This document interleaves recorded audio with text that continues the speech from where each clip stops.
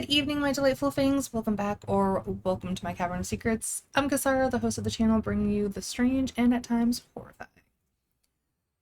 There has been a slight change of plans from our usual content.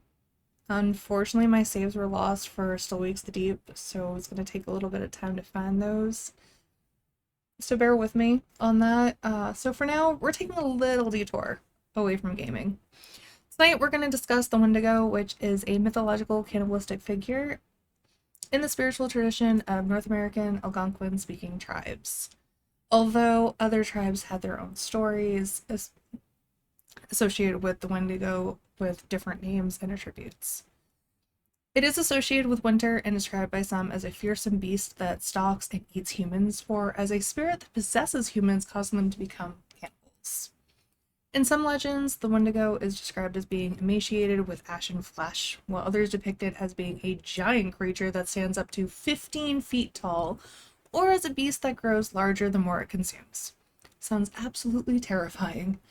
The creature may have sunken or glowing eyes, along with sharp yellowed fangs and claws. Its lips are chewed or entirely missing because it has eaten them. The Wendigo may also have fur, or appear hairless with pointed ears and horns or antlers like a deer, as you can see behind me. It smells of rotting flesh and usually is first detected by humans by the horrible odor. Wendigos are believed to have exceptionally sharp eyesight, hearing, and a sense of smell, as well as superior strength and speed in order to stalk and overpower their victims. Again, sounds absolutely terrifying.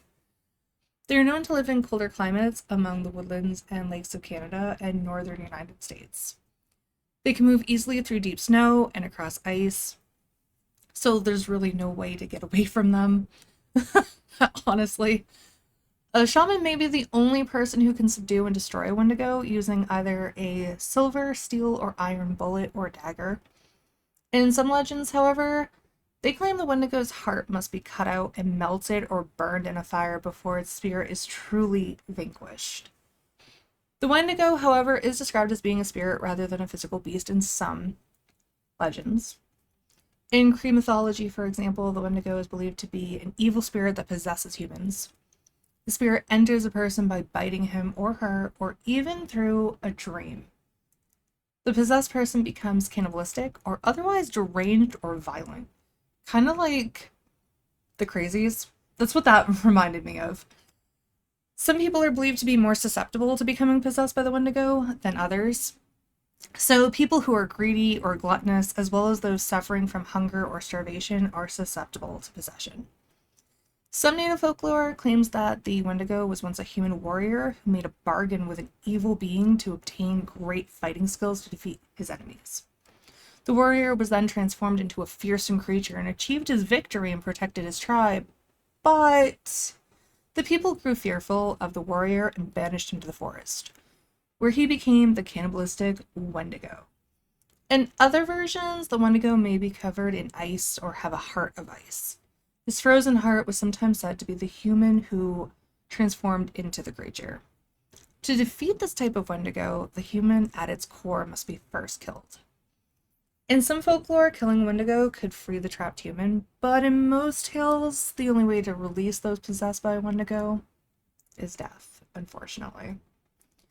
The Wendigo legend exists in the oral history of North American tribes predating Europeans' arrival in North America. Some anthropologists believe the legend developed as a cautionary tale about the importance of community to guard against individual greed, selfishness, and isolation.